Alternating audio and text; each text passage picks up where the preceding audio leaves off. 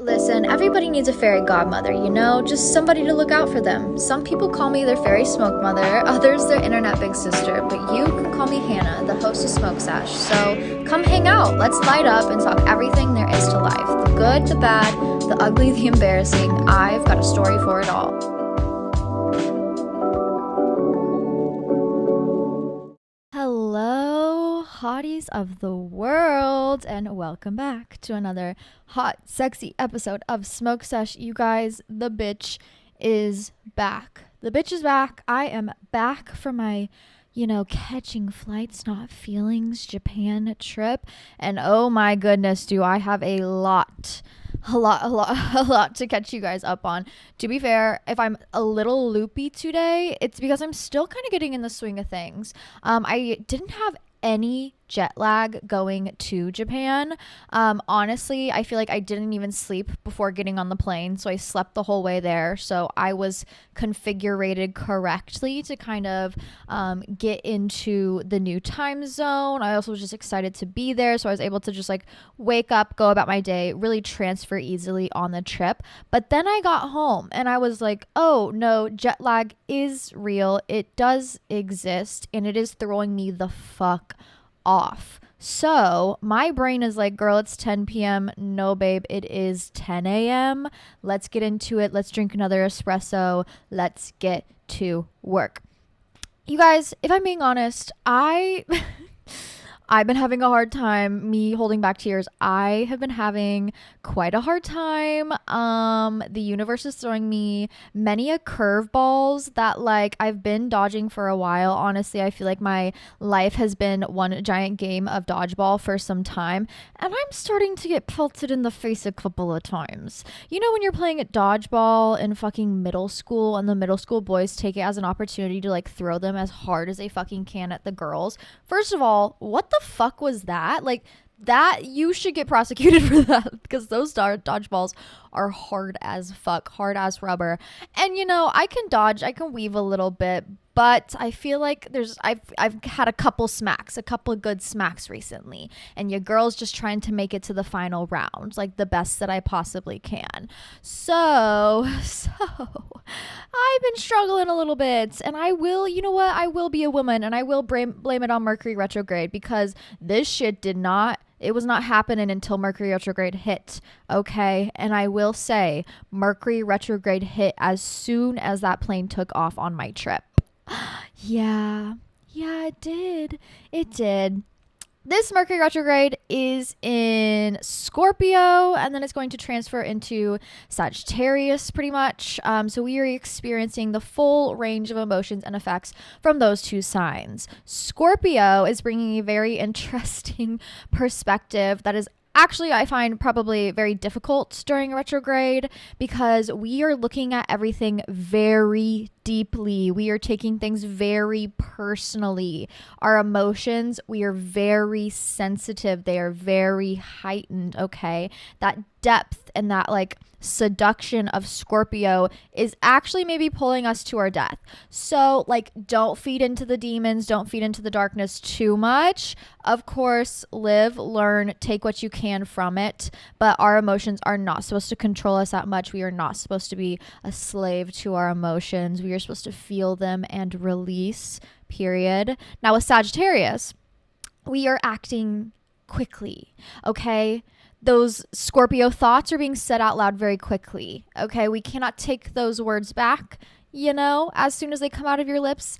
They are then existing in the world. Those actions that you think about doing, maybe you should, maybe you shouldn't. The thing with Sagittarius is she will make a quick decision, and sometimes for the better, sometimes it's for the worst. So think slowly. Don't be too in your fucking head. Also, don't be outside too much. Don't say everything on your mind. Think out your actions before you do them.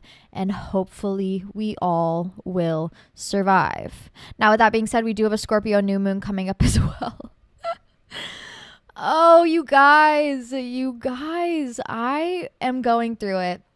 And I do hope that I can reveal maybe a little bit more coming up soon. These are some just personal things that I am processing and dealing with, and have been processing and dealing with for a long time. I feel like I'm at the end of the chapter where, the princess is having to fight the fucking dragon, and it's been a whole journey to even get to the goddamn dragon. So I'm tired. I'm covered in mud. My chainmail's all ripped and snagged and torn. My hair's a mess. Okay, 1 HP, but like, bitch, we gotta slay that dragon to get to that treasure. So you better suit up, boot up, and get the fuck out there. That's where that's where I am right now. But I really went on this trip and I was like, oh my God, I'm going to be so rested and relaxed, and I'm going to come back from this trip better than ever. And I mean, I came back from this trip better than ever, but in a way that maybe I was not expecting. I thought I was going to be like zen, almost coming back from a spa moment. No, definitely not that. But lessons were learned, things were understood, ideas, perspectives, all those fun things. I will say Japan in general, amazing. The trip could not have gone better because I planned it. I planned the entire thing. Of course it went amazing. I did all of my research. I planned it about 8 or 9 months ago is when we really bought the tickets. So I was like, okay, girl, lock in, pull out that itinerary, get out the maps, get out the guidebooks, do your research, watch those hour-long YouTube videos, get to work. So I really spent a lot of time planning ahead, doing the research, having the apps downloaded, really reading all about the different eSIMs and which one I wanted. So as soon as I landed, it was smooth sailing. I booked us private transfers, didn't have to think about it, picked us up from the airport. May I say also, if you ever travel internationally or travel just anywhere in general, I do highly recommend, as soon as you land, booking a private transfer, whether it's a car, a shuttle, something. Having to figure out public transit first thing as soon as you get off that plane is never fun. It really isn't. First time I ever did this was in Mexico, where it was it could have been very simple to figure out, a bus or just even go to the taxi stand. I was just worried about things if they would charge me extra. I wanted to know my set price. I wanted to have it done beforehand so I could simply get off that plane and start enjoying my trip.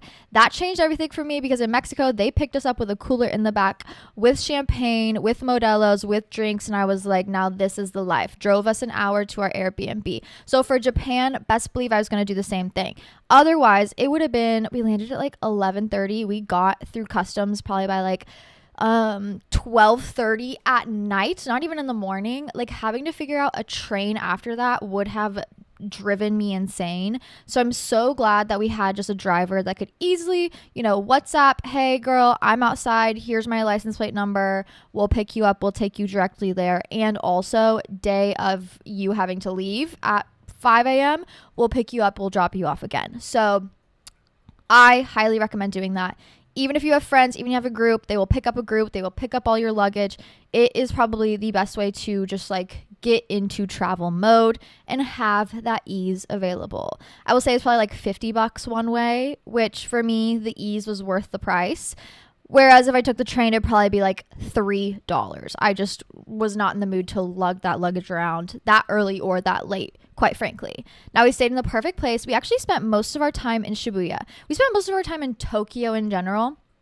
I think my biggest regret from the trip is not doing Kyoto. We just didn't have enough time. You could spend months in one little area on the map. I could have spent months just exploring Shibuya. There's so much to see, and all the other neighborhoods we went to, there's so much to see and take in. You can spend a lot of time there. I don't know how people just spend 2 days or 3 days just in Tokyo. If it was my perfect Japan trip, it would be 1 week in Tokyo, exploring that area, ideally staying in Shibuya. I think Shibuya is the perfect place to stay. It's got the nightlife, it's got the shopping, it's not super hectic, but it is busy enough that you feel like you're in a big city. Highly recommend staying in that area. And then I would have done a week in Kyoto and exploring just maybe the quieter side of things, more temples, and things of that nature. But me being a shopping girly at heart, a big city girl at heart, I do love a city, center. Shibuya was fantastic. Only other like massive city I've been to that's even comparable to Shibuya or Tokyo in general is New York. I will say this is one of the nicest, cleanest, kindest countries I have ever been to in my entire life. And to be fair, it's only my second country I've ever been to. Hoping to add another one on, or two or three, this year. Who knows what the universe is going to bring me? She's really throwing me a curveball. So please bring me some blessings. Lord knows I need it. But it was such an easy place to navigate. The people were so kind, so welcoming, so inviting. It was kind of also an introvert's dream. I can range between introvert and extrovert very naturally, very quickly. If I'm in a social setting, yeah, my extrovert side can jump out. I can, conversate, get to know people, talk to new people. I'm good at doing that, but also I need a balance to it. My Gemini side, I also like need to be silent, quiet, like please don't make eye contact with me for the equal amount of time I was just out of my shell. So for me personally, Japan was an introvert's dream because, girl, there's set rules. There's rules in place. There's ways you need to behave. Everybody is on that same vibe. So, like, no one's fucking with you. There is nothing, like, crazy scary going on. I was in groups, massive groups of people of upwards of, like, if you think about Shibuya Crossing, upwards of, like, 20,000 people in one area. And never once was I like, is there a gun? Is someone holding a gun? Like, never once did I have that worry or fear that, like, something is going to get stolen off of me or, I don't feel safe around these people. I never felt that way ever. Even being around other tourists, I never felt that way. And I think that's just because of the set rules, the set understanding, the laws in place, and just, like, the respect that people have towards a good time, okay? They want to have a good time. They want to experience and enjoy their day as much as possible. They want to get to work as fast as they can. They want to get to their lunch as fast as they can. They want to eat and go. And that is very well known between everybody there. So they all respect not only themselves, but other people's time as well. And I think that is really admirable and something you are not going to find in America, unfortunately. I mean, here and there, here and there, here and there. But it's definitely a culture shock in a way where we came back home and I was like, oh, America has a problem. Like, there are some things and a lot of things that we need to figure out. I didn't know that already, but now that has been ever so heightened in my brain. If you're ever traveling out of the country, even alone, like I could have done Japan alone. Oh my God. I practically did Japan alone. I could have done Japan alone and had the best goddamn time ever. If you even are thinking about like solo traveling, I feel like Japan was amazing for that. Public transit, so easy to figure out. You got Google Translate, you got Google Maps, you're good to go, girl. You will be able to do anything. The world is yours. Literally, Google Maps would be like, walk 15 steps, go up the escalator, go down 2 flights, walk 15 more steps, you're there. It's like, oh my God, perfect. Thank you. I do need detailed instructions, color coordinated, images, signs, things to look for. Google Maps provided. Even though I knew like a little conversational Japanese, just to be like respectful, like I'm not going to be the American who's there like talking only in English to people who obviously probably don't know English. Like, how entitled of you. No, I'm going to learn a little, arigato gozaimasu. I'm going to learn a little sumimasen, like conversational, just in a very like respectful manner. But even though I couldn't like hold a conversation, people were quick to be like, oh no, let's talk through Google Translate. Like, I still want to conversate with you. I still want to get to know you. I still want to like understand you. And I found that really admirable and respectable. Even just like on a random Tuesday in a random shop, like kikiing with this girl, like she doesn't speak any English, I don't speak any Japanese, but like we're still vibing, we're still conversating. Like, they're very open to that and very just inviting. It was so beautiful and so nice. Not to mention the temples, you guys. Of course, Buddhist temples, like the most beautiful place in the world, but I really underestimated like the magnitude of being in these areas. I mean, whenever you're like a sacred spot, it's undeniable how much like influence and power that there is there.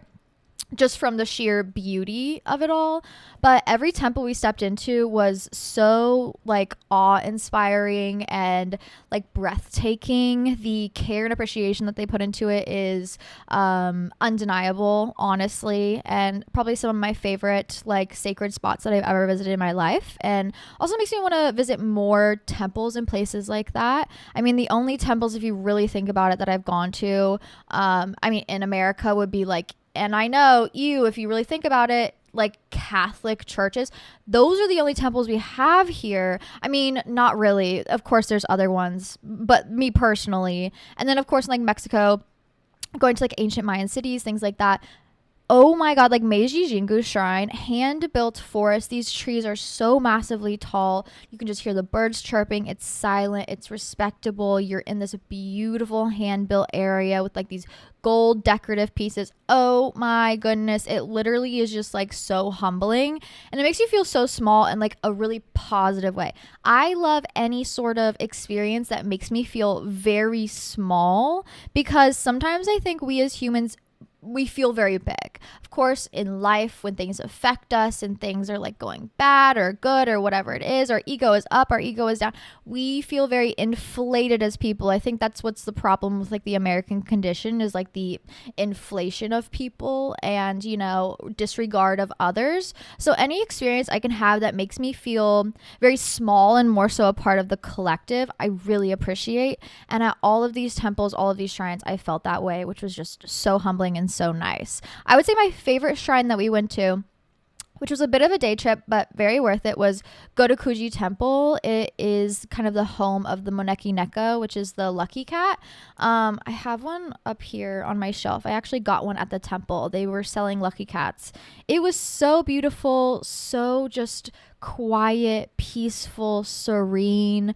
Wow. I can't wait to go back. Of course, there's other places I need to visit before I go back to Japan, but if I could go back to Japan, I would in a heartbeat. If I was going to rate the trip out of 10, Japan in itself, 10 out of 10. Everything went perfectly. Food, amazing. You could pop into any hole in the wall spot, get a fantastic meal in front of you in less than 3 minutes, pay less than $6 and be out of there in 15, ready to take on your day. All the food we had was great, fantastic, amazing. Hospitality, amazing. Locations, amazing. We really did Shibuya, Asakusa, the Tsukiji Market, and then Gotokuji Temple. Those were like the 4 main places we hit. We did spend a lot of time in Shibuya just because, like I said, there's a lot to take in. There's a lot of shopping to do. There's a lot of food to eat. There's a lot of things to see. Harajuku is there.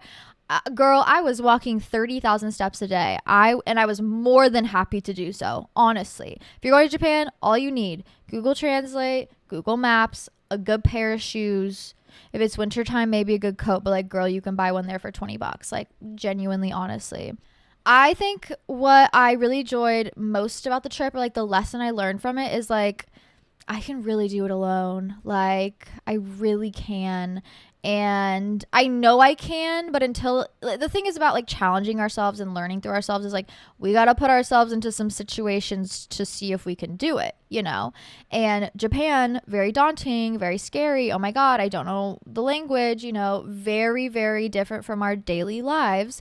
I was able to do my research, prepare myself adequately, look up everything I need to, get there safely, get through customs, figure out a transfer, figure out all the places I want to go eat at, wait in line, do the shopping I wanted to do, figure out the trains, go see all these beautiful places, get to the airport on time, get on the airport, get back home, all safely and all practically on my own, which was just so nice to be able to see from myself, and so nice to know that I am able to do that on my own. It makes me more excited for the future of just like trusting myself in choices and trusting myself in the maybe travels that I do in the future. It's given me a little bit more confidence in maybe booking that solo trip or taking that opportunity, or, you know, trying out that new thing that maybe I thought I wouldn't be good at, and knowing that in myself and having trust in myself, I might excel at it, and I probably will excel at it. So that was a fantastic learning lesson. But yes, oh my goodness, if you have the opportunity to go to Japan, or if it's something you're thinking about doing alone, with somebody, whatever, do it. Do it, do it, do it, do it, do it.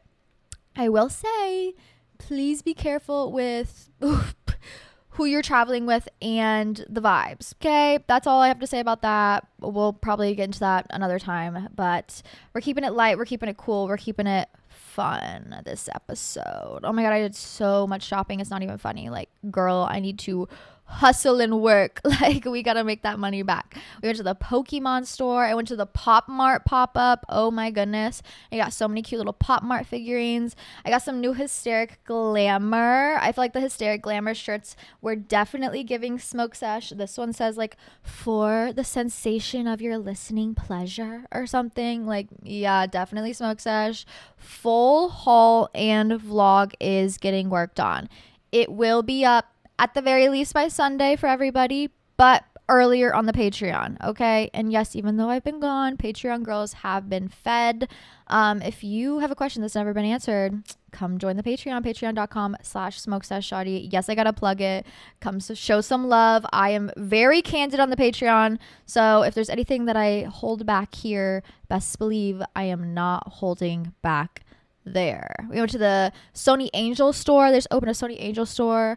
So I did some unboxing, some hauls, things like that. That will be coming up soon on the vlog. Don't worry, don't worry. I really thought I was gonna be on that airplane editing. Girl, I was out. I passed the fuck out. I downloaded 1 season of Supernatural, which fantastic if you're trying to fall asleep. Great show if you're trying to fall asleep.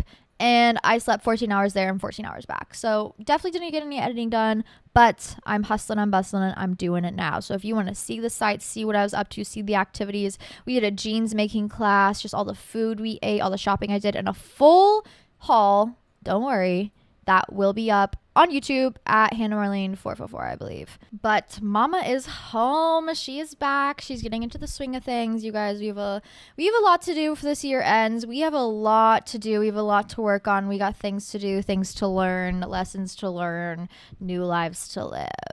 The one thing I probably had the hardest time on out of everything, which was a lot, the one thing I had the hardest time with was leaving my cat at home. We are soul tied. We are soul bonded. This cat, love him down. Like, honestly, Danger is my everything. He is my life. And we are a little bit anxiously connected. Me more so to him. Actually, I did learn he's very anxiously connected to me. Because I bought a camera just to be like, oh, maybe like pet camera, fun. I can watch him when I'm gone. No, that actually just made things worse for me. Cause I just watch his little body like walk to the front door and then walk back to his bed and then walk to the front door and walk back to his bed. I was off of Cutwater in the airport and I was like sobbing in the bathroom. Like, oh my God, I miss my little boy so much. I did hire a rover sitter to watch him while I was gone. She was okay. I feel like cat sitters are like, oh, I just need to like come over and feed them and then leave, which is like, yeah, I guess, but also it made my heart break a little bit knowing that he got like no interaction practically for a week, even though I paid for it. I was just like, oh my god, I have to get home now to my little boy. It is nice to know that like, even though if I do leave him, he's fine, he's safe, he's chilling. Like, he's an old cat, he's just sleeping the entire time anyways. But I got home and he was so happy to see me. He was so excited to see me. You guys, we've been snuggling nonstop since I got home. He's such a cuddly little boy. You can't see him, but he's literally laying at my feet right now in his bed. Like, we took a nap and he laid on my chest the entire time, probably for like 2 hours. I love him so much. He brings me so much serotonin. If you can get a cat, highly recommend. But also, if you're worried about leaving your cat, don't worry too much. They'll be fine. You'll be back home before you know it. And it's good for both of you guys to have some time apart. It's good for you to take care of yourself, for you to experience the world, so then you can be a better pet parent in the future. You know, we all need a little time apart. But yeah, I definitely was sobbing in that airport bathroom on my way there because I was like, I'm going to miss him. I'm going to miss him so much. That's what I had the hardest time with. But I did buy some like, I bought some pet toys. That was one adventure I had. There were multiple times where my boyfriend went off and did his own thing and I did my own thing. And one of the things was like, okay, I'm going to chug a lemon sour from 7-Eleven. Another thing I love. You can go to 7-Eleven and get a 15% alcohol beverage and drink it on the streets. I think they're trying to cut back on the drinking on the streets, mostly in Shinjuku, I think, but in Shibuya, I didn't really see any police officers, and everybody was doing it. So it was like, vibe. Okay, let me sit my ass down on the stoop and drink my lemon sour. Hello. So I drank like a 50% alcohol beverage. It's giving cut water, but not so sugary. Ugh, cut waters are awful, disgusting, nasty. Also, I learned cut waters, they're called cut waters because you're supposed to cut them with something. You are not supposed to be drinking them straight out the can. You're supposed to like cut it with sparkling water or with like a LaCroix or something. Ooh, did not know that. Will never be drinking a cut water again in my entire life. I don't need to be doing that to my liver or my stomach or my guts or my brain. Lemon sours though, fantastic, amazing. Shochu plus sparkling water plus lemon juice, the best thing to ever exist. Chugged one of those, and then oh my god, the department stores there are insane. It gave me an appreciation on in-person shopping in America, at least where I am. I think maybe in bigger cities it's better, but at least in Kansas City, in-person shopping is kind of dead. You go to the mall and it's like, oh, none of the stores I want are here. There's an occasional store, you know, here and there. If they are open, they're usually like ransacked, which is crazy. But these department stores, organized well, perfectly, customer service amazing, fantastic. I could get lost in these like 12-story department floors for days, and I did trust for like hours looking for cat toys. I've learned my cat loves Japanese cat toys. First of all, the technology in Japan, way far ahead than us. Okay, way far ahead. And that extends to everything, including cat toys. There's this one cat toy that he is obsessed with. I got it off of Chewy, and then I realized, oh my god, Japanese brand. I'm gonna go looking for it. So I got him this, like, he loves to just like chew on me and like fight my hand. It's a bad habit I gave him when he was a kitten. So they have these like cat paw mitts, this giant mitt you can put your hand in that looks like a big cat paw. It's adorable that he can like fight and bite onto and grab and whatever, so he's not literally ripping my flesh off my bones. I promise he loves me. And they have these like crinkle cat wands. My cat loves these crinkle cat wands. It's in the vlog, don't worry. So I went and I bought like 3 of them. I was like, no, I need to stock up for my baby boy, because if I miss him so much, like I might as well do something to show my love and appreciation when I come home. So he got all the treats and all the things. Don't you worry. He is a spoiled little boy right now. But the Japan trip has really made me want to like definitely reevaluate how I'm living now. I feel like, listen, I spend a lot of time at home. I spend a lot of time obviously at home looking in this camera, talking in a microphone.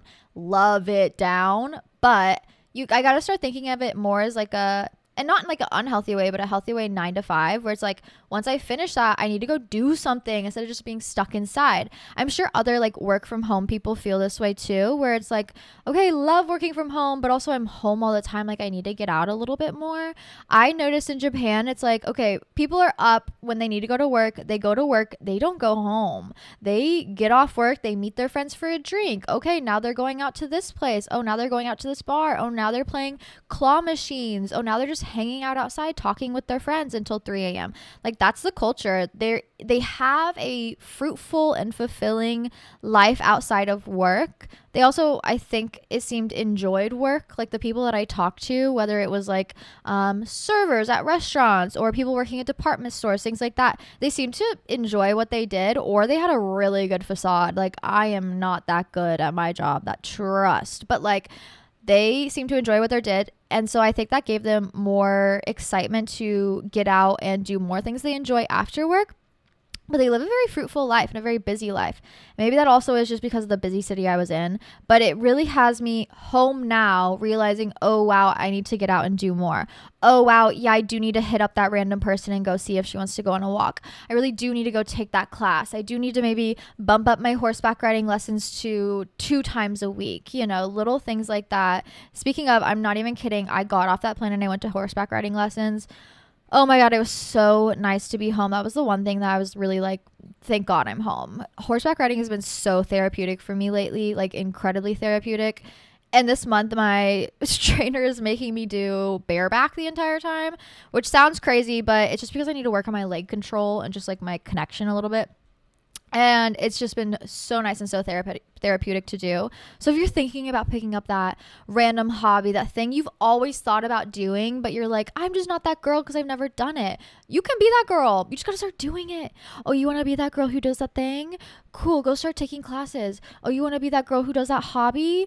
Go to Hobby Lobby and go pick up that shit. Maybe not Hobby Lobby. Let's pick a different one. But like, go get that stuff. Go start doing that thing. All of a sudden, a month later, you are that girl you wished and dreamed of. High key. I also love the Midwest, but I think I need to move. Oop. Big thing I've been realizing, especially getting older. I'm like, love it here, but ...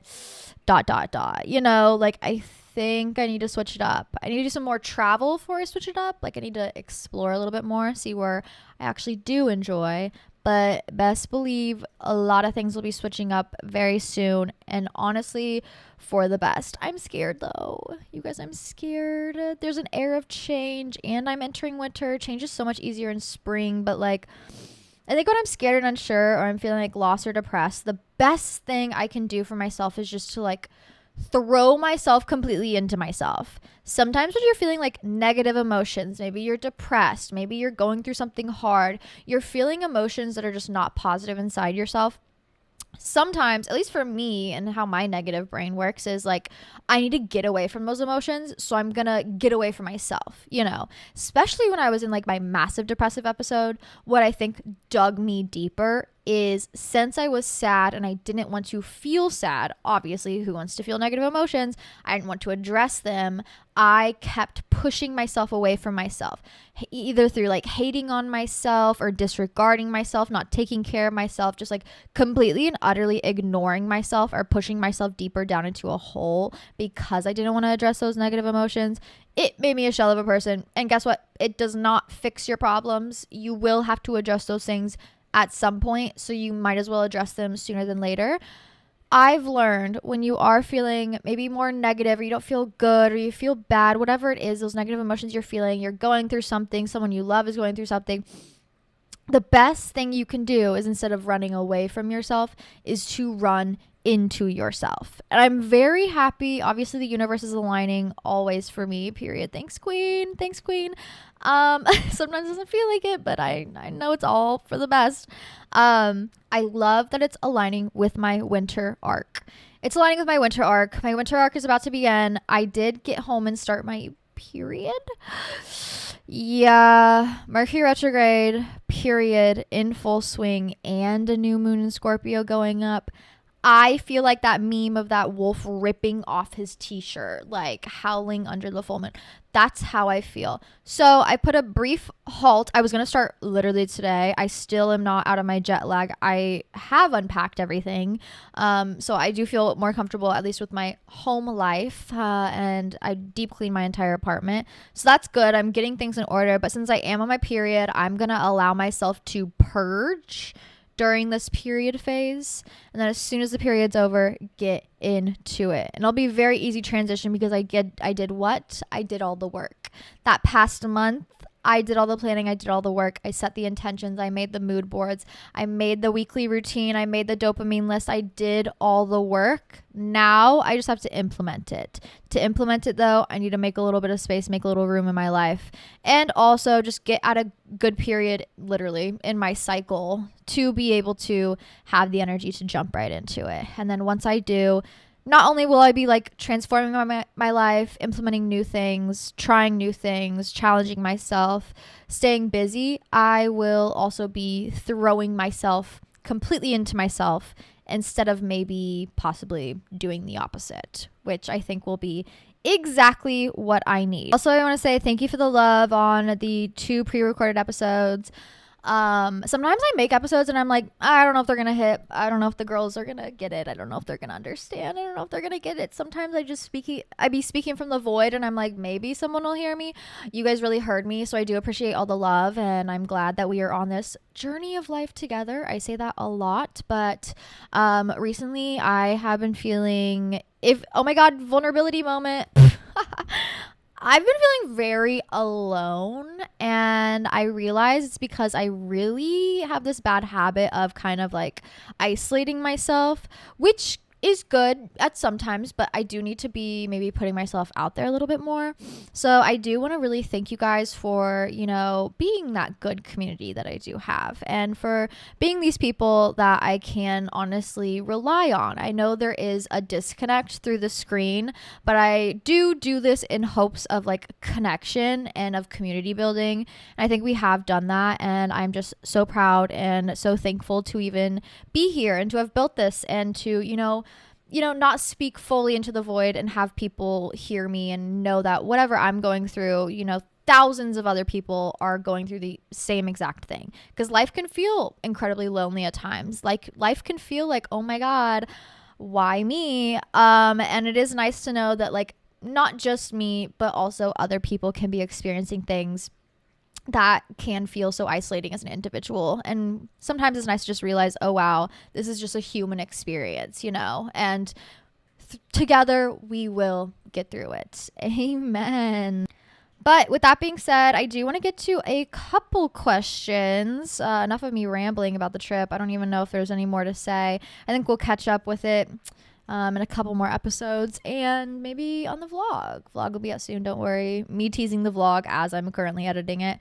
Someone asked, culture shocks from Japan. Could you see yourself living there? I could absolutely see myself living there. There were multiple times where, I'm walking around the streets alone. I got my headphones in. Okay, Addison Rae, got my headphones on. Like, literally just like looking at the skyline, looking at the towers, and realizing like I could envision myself here. I could see a life here. And that was just so nice, because I knew that like the journey I was on was very much so synchronized with where I needed to be. And yeah, especially like I said, with the introvert's dream, like customer service, fantastic. Everybody super nice, very friendly, very inviting. Everywhere you go, like people want to make friends, even if they're tourists, like they're there to make friends. I met an amazing cool girl on the streets of Shibuya as I'm chugging a lemon sour, and she's like, girl, I know the most recent thrift store is around here. And I was like, yes, I do. I sent her in the wrong direction. So sorry, babe. I was off many a lemon sours. That's my fault. But like, good spirited, good hearted, like baddie, for real. Like, people are just willing to come up, to conversate, to have a good time. I mean, everything was so cheap there in comparison to America. It was so easy to navigate. I loved the hustle and bustle and just the busyness. I could definitely see myself maybe living in a busier city. I love the quietness of a countryside every once in a while. It's nice to escape to. But I think I do really enjoy the busyness, the hecticness of a big city and being around a lot of people. It gives me a lot of drive as an individual. But I didn't have a lot of culture shocks. I think the biggest culture shocks were things that I was like, not like, oh wow, this is in America in like a negative way, but more so like, oh wow, this is in America in a positive way, where I'm like, oh, you guys actually separate your trash and recycling and put it on the street cleanly. I didn't see one mouse, one rat at all the entire time there. I saw one cockroach, and it was on a bag of trash. Like, that made sense. It wasn't in a restaurant or something.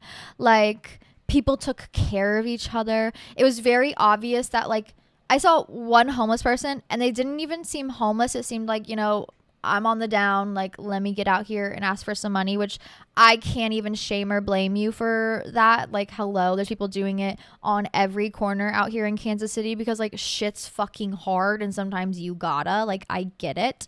But I think in Japan especially, like, they take care of each other so well that there is no need, like, generational housing. If you really think about it, there is no like, oh yeah, we're just gonna put our grandparents in a home and forget about them. So it was culture shocks in a very positive way, in a very inspiring way, where it's like, okay, this is kind of the culture that I do appreciate and enjoy. I mean, with everything there's negatives, duh, hello, and with every country there is their negatives as well as positives, but I did see, at least there, an overwhelming sense of positives that were just inspiring. So culture shocks were shocks in a positive way, and more so in a cultural emphasis on inclusion way.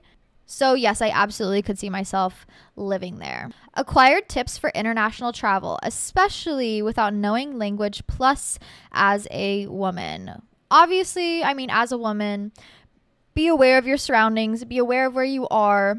Be careful. Oh my God, I have the hiccups. Be careful. Be healthily skeptical.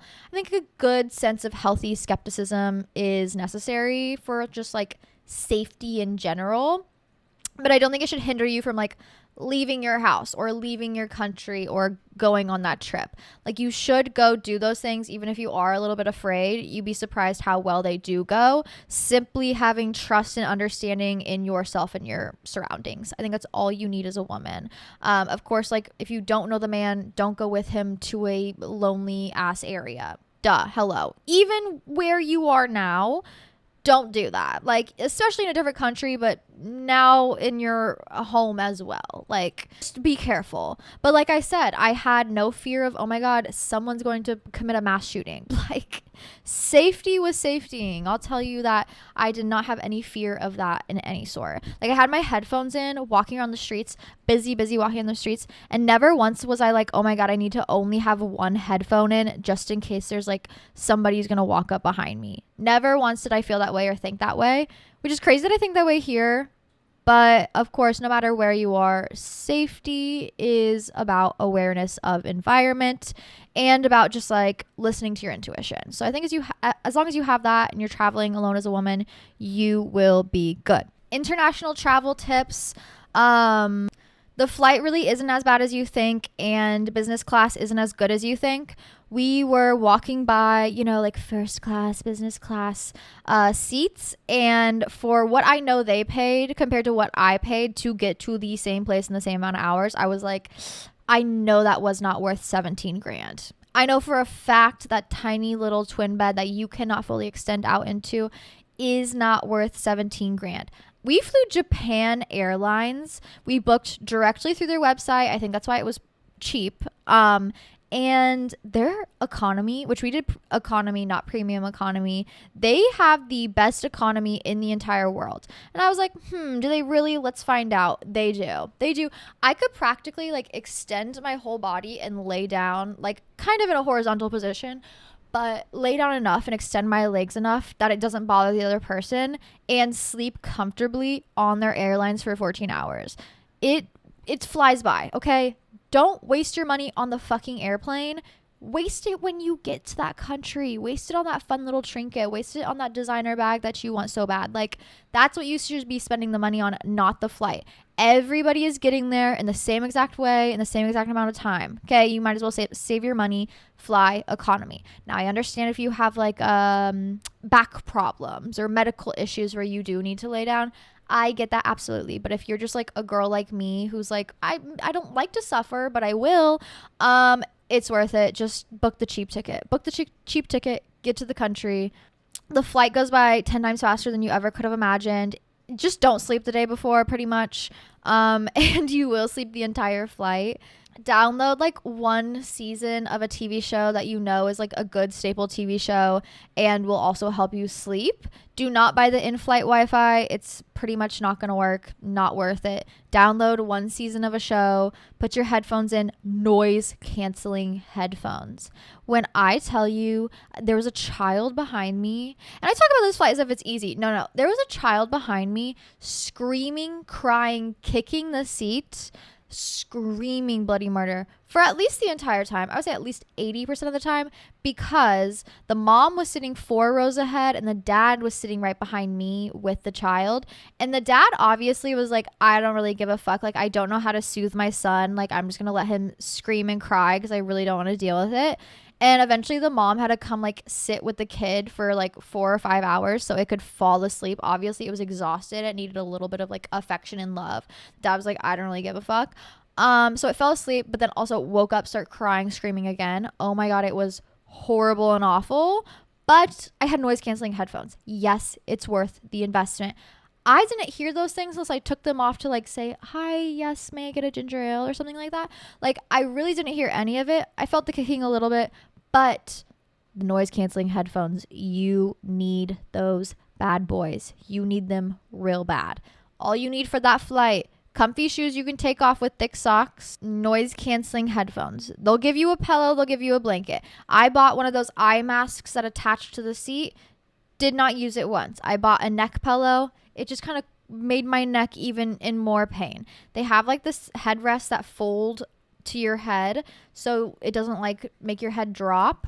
Just use that. Some headphones, you will be fine. They give you a blanket, you'll be chilling, honestly. Book that private transfer to wherever you need to go. Pick the hotel that is in the closest area for the best price. You want to have a good medium balance of like, okay, can I afford it? And also like, okay, is it easy to walk to and from where we need to go? We booked a hotel that was maybe 10 minutes outside of the Shibuya Scramble and 5 minutes away from a train station. So it was so easy if we needed to like go back to the hotel room, pause for a second, go change your shoes, go get a coat, whatever it was. Very easy to do those things. And also very easy to wake up and get on a train in the morning, or to wake up and go downtown real quick and like go shopping early on as soon as the stores open, because bitch, there's going to be a line wrapped around the building. Another thing, if there's a line, it probably means it's good. Yes, don't be afraid to wait in that line. Especially in Japan, lines move quickly. They want you in, they want you out. Okay, we went to Menchirashi, which is like a very popular TikTok-y restaurant, and I like kind of wanted to try it. I was like, meh, I don't know, it looks good, doesn't look great, fuck it, let's try it, because there was a line. I was like, I don't know, but it went by so quickly. If you're afraid of a line, just get in it. It's probably worth it. Pop Mart, there was a line. Sunny and Smee, there was a line. This one like omu rice place we went to, there was a line. There's a lot of lines. Just wait in it, okay? It'll give you an opportunity to like take a breather, to relax your feet a little bit. At least you're not walking. And there's probably a line for a reason. Like I said, Menchirashi was actually really good. Sometimes those TikTok suggestions, I'm like, oop, I don't know. It was that good. Don't be afraid of a line. Don't be afraid to also travel outside where you are going. You know, we took the train multiple times to go see different things. Don't be afraid to just take public transit. Don't take Ubers. Don't take Go taxis. You probably won't need them. I don't know about other countries, but like if it's a 30-minute walk, who cares? If you're in a different country, there's so much to see, so much to look at, so much to check out. Just take the walk, go on the walk, look at your environment, or take the train, take that cheap public transfer, take that bus, whatever it is. Those things are in place for a reason, and other countries do public transit very well, very, very well. So just take those outside of the private transfer from the airport. If you can diminish your stress, do it, okay? If you can like book something ahead of time that's going to make your life easier, do it. You should make room for a little bit of spontaneity, but plan ahead of time. You should not go into an international travel with no idea of what you're going to do. That's crazy. You're probably going to, of course, find things to do, but you're going to miss out on so much if you don't know what to look for. So plan ahead. Sure, when I planned, I had like every day organized perfectly, just in case. Of course, I left room for some spontaneity to walk around, to explore the sites. Oh, we missed this place, we want to go back. But I had a good idea of like what we could do in one day in Asakusa at this temple, or what we could do in one day in Shibuya or in Shinjuku if we wanted to. They were options. They were well planned out if we wanted to take those opportunities. So it is a good balance of like, okay, I did my research. I know what I want to do. I know my non-negotiables. I have to see this, versus I'm okay if I miss it. And also I'm making enough room to like live and explore and be. I don't think a good trip will be planned morning to night every single day. I think you're going to get exhausted, and I think you're going to also miss out on the spontaneity. And also a trip cannot be completely spontaneous. Like I said, you're going to get bored, you're going to get confused, you're going to get lost because you didn't do the research, and you're going to miss big things that you probably did want to see, and you will look back like, damn, I wish I would have planned a little bit. So it's all about balance. Another thing, make sure who you're traveling with, you guys are on the same page. If you're not on the same page, that page is going to be torn in half. Like, you guys need to be on the same vibe. You guys need to be communicating. There's going to be problems with the trip that occur. There's going to be, travel issues. We had a flight that got delayed, like little things like that. You need to make sure you're traveling with like a chill person who's willing to work things out. When you're exhausted, can maybe like pick up the pieces and is able to plan things for you or to help you, instead of you just being like a glorified travel planner or your partner being a glorified travel planner. You guys need to be on the same vibes, have the same understandings, and also be like well-developed adults where you're able to just help each other in a different country, because it can get very confusing. You can get lost. You can have problems occur. You need to be a team, whether it's a romantic partner, a friendship, multiple friends, a group of people. You guys have to work as a team. And if you do not find them being a teammate, do not travel with them again. Someone said these planets got me fucked up right now, twin. You and me fucking both, honestly. Last Mercury retrograde I had that was like extremely hard, which, listen, whenever I go through conflict in my life, whenever I go through something hard, I always come out on top. So I understand like perseverance is key, keeping positive attitude and throwing yourself into yourself, not away from yourself, is like the best way to succeed. Also, crying naked on the bathroom floor when you need to, preferably in a hot shower, like, whatever you got to do. Maybe going out with a friend and getting Mexican food and crying over a picture of Mark's. Do what you got to do. But my last rough Mercury retrograde, which, oh my God, they've all been kind of hitting this year. This year's been tough, challenging, safe to say. Was when I got my car stolen and when Danger was going through just a lot of health issues. And it was things going on outside of myself, which made me feel very out of control. And I don't like feeling out of control. I like to feel in control. But it was so outside of myself that it kind of like drove me insane a little bit. Got out of that, was able to like heal that anxiety, to heal everything. You know what? Blessings abound though.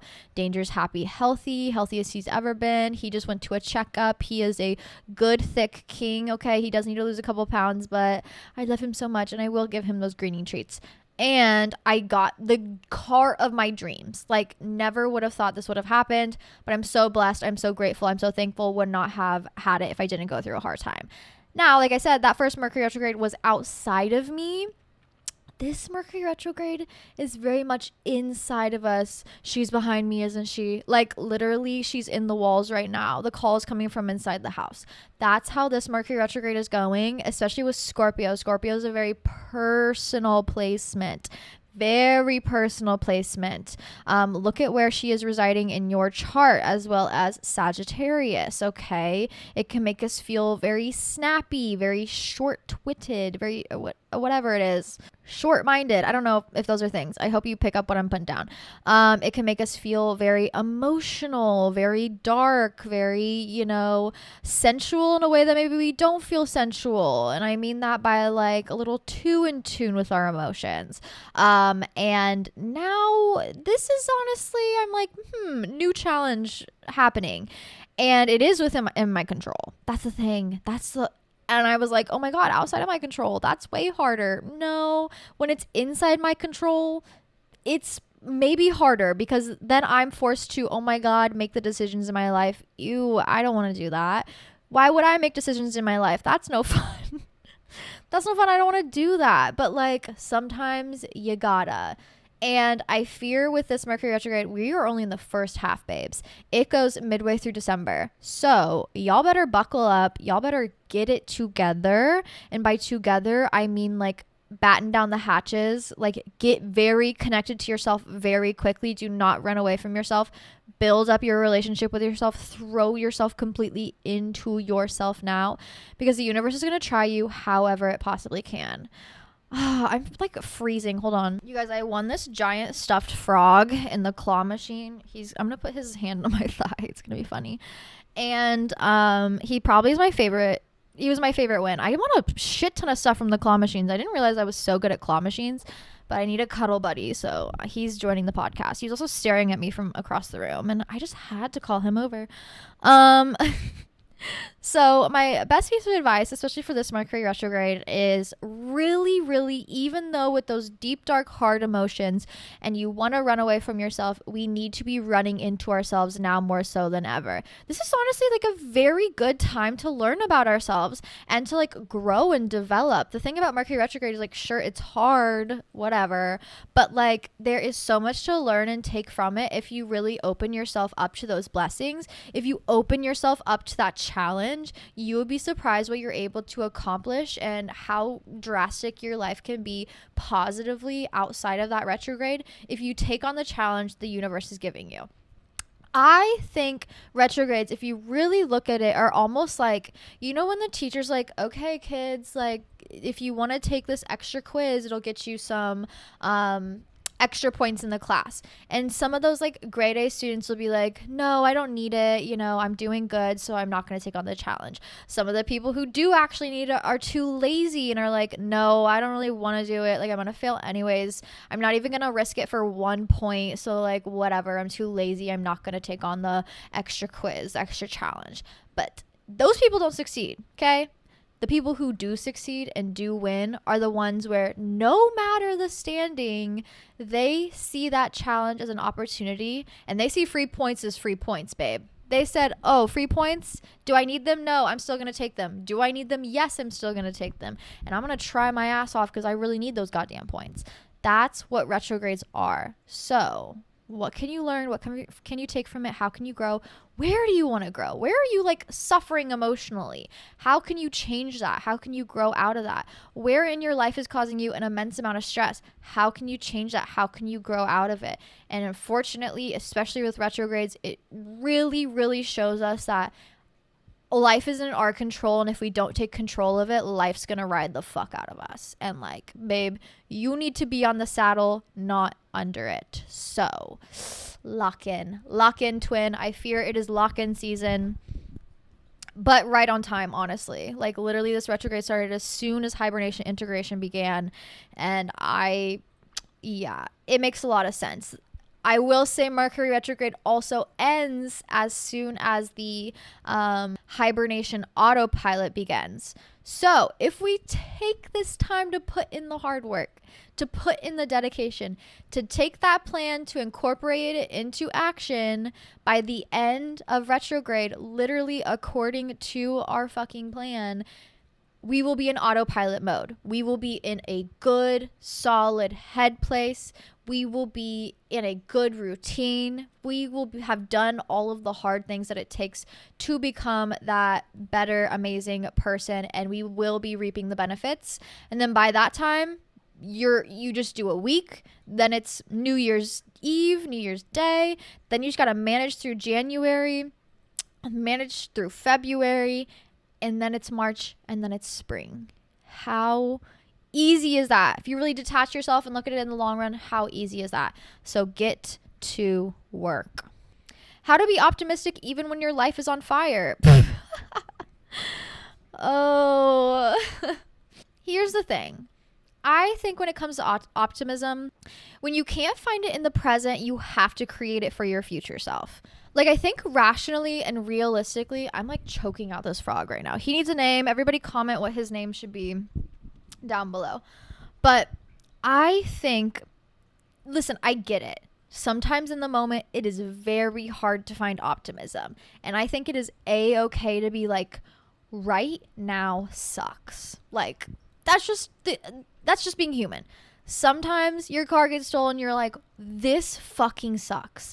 Sometimes, you know, you're going through a hard time with a relationship and you can be like, wow, this fucking sucks.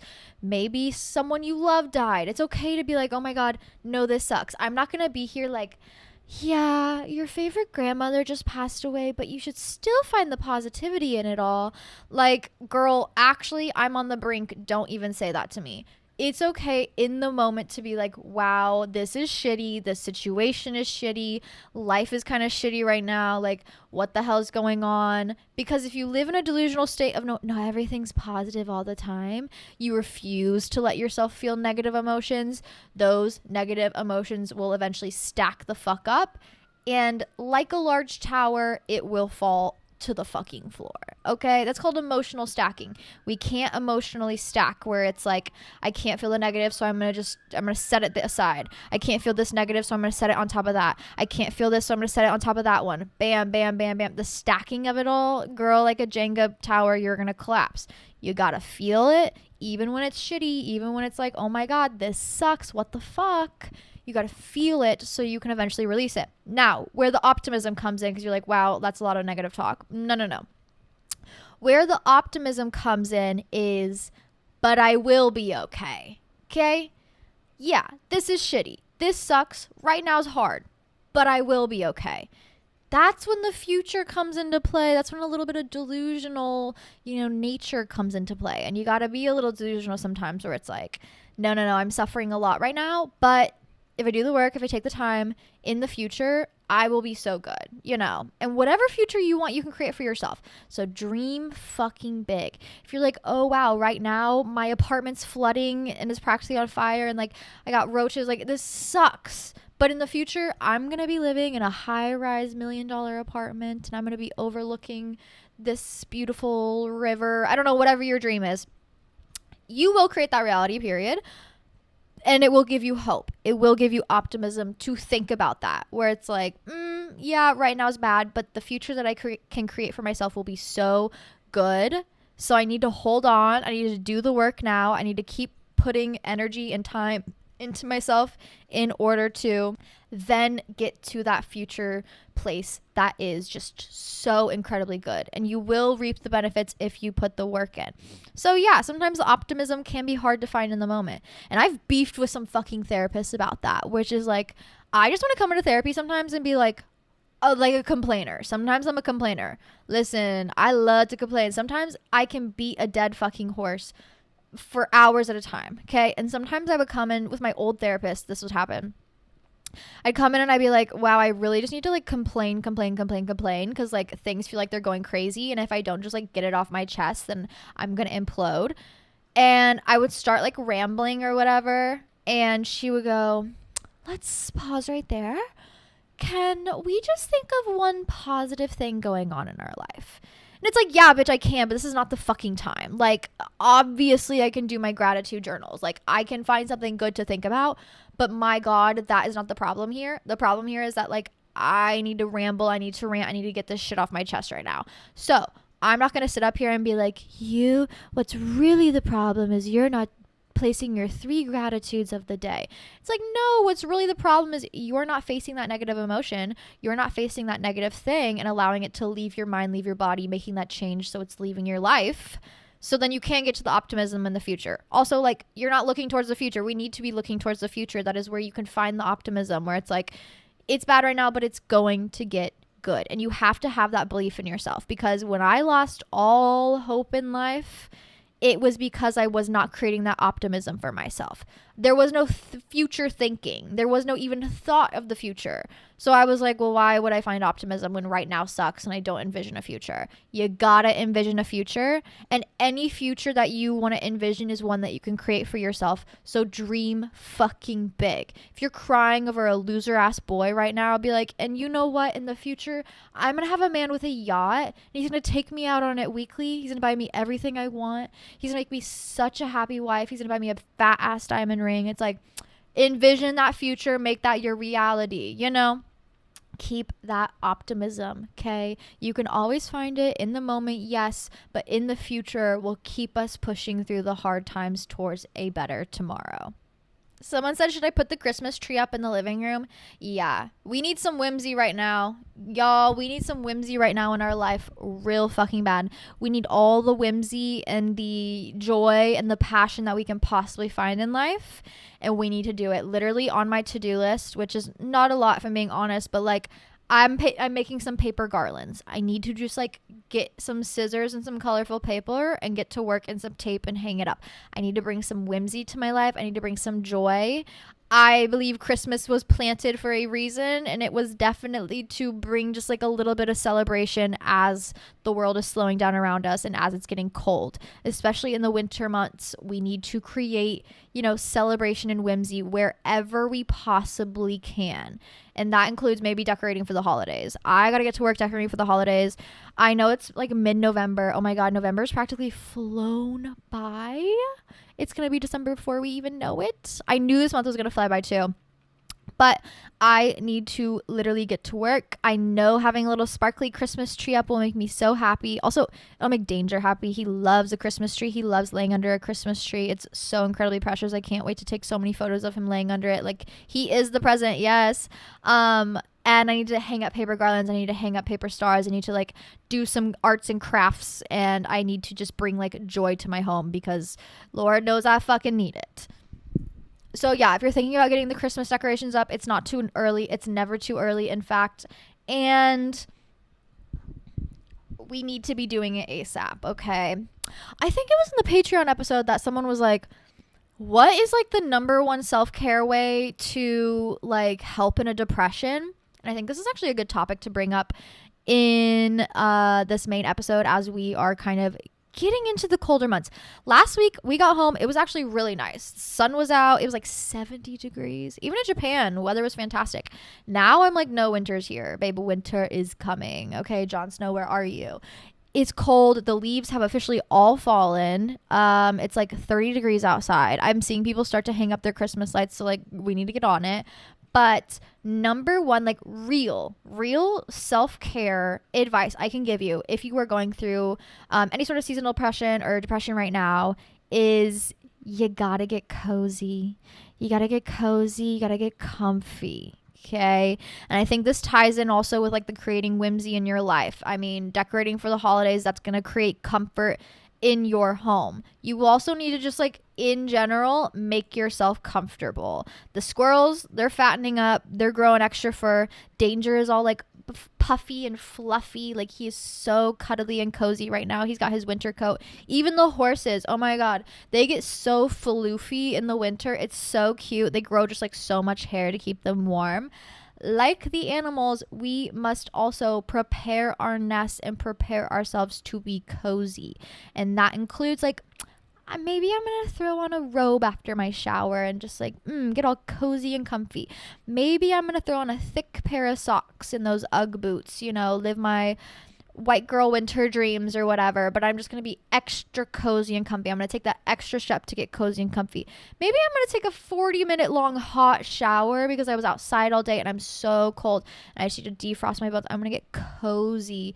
Even like a big fluffy blanket. Like my niece, her favorite thing, she loves to get cozy. Can we get cozy later? Like she loves to just be wrapped up in a blanket. There's something so childlike and nurturing and comforting about it. Like even if you're on the TV or on the couch rotting watching TV, throw a cozy comfy blanket around you as you do it. Like get cuddly, get cozy, get comfortable. I think it's a great way to kind of just like warm ourselves, our spirits, our hearts through these winter months. And I do think a lot of the actions that we see the animals around us and nature doing is something that we need to be copying and doing as well, because as much as humans want to think we aren't animals, we definitely are. Okay, we're more animal than we think we are, and we got to learn from those around us. But anyways, you guys, I know it's not a lot of questions. I know it's not a lot of recap. I am just kind of processing and dealing with a lot of my own emotions that like I have a big fucking mouth. And I want to ramble and talk and be as frank and open with you guys as I possibly can be, as if you guys are like my best friends sitting down with me over a pitch of margaritas like I did last night. And those servers knew I needed a goddamn marg, because I'm not even kidding. The pitcher was actually a gallon. It was the largest pitcher I've ever seen put in front of me. I was like, thank you, King. You get it. As much as I want to like ramble and say everything on my mind, I can't, because there's things I'm still dealing with and processing, and once I do learn those things and learn those lessons, I will absolutely share with you. But my Saturn return is around the corner, and this Mercury retrograde has made that very fucking clear to me, where it's like I'm getting older. And the beautiful thing about getting older, and I love getting older, I'm actually very excited to be getting older, is that with age comes stability, comes knowing yourself, comes knowing what you need. And if you don't have what you need, you can create what you need. But you need to take those actions and those steps accordingly to have what you need in your life. And no one is going to take those steps for you. No one is going to create that plan. No one's going to make that to-do list. No one's going to make that hard decision. No one's going to process those emotions for you. Okay? Like, when I say I feel lonely, I mean it in a sense of like, I got me, period. But sometimes, you want to lean on someone else to have you as well. And sometimes you don't have that. So like, bitch, you better have your own fucking back. If anybody's going to have you, it better be you. Take that time to work on that relationship with yourself. Challenge yourself. Put yourself out there, learn your lessons and move forward accordingly. You'd be surprised how much you can grow into yourself and how beautiful it can become if you just do the hard work. And this trip very much so taught me that. I was like, no, I planned this entire trip and I organized it, and I was able to organize all the transfers, all the, instructions, where we need to walk, all the food, all the eating. Like, I did all of that, and that is so incredibly amazing of me. I didn't think I would be capable of doing that.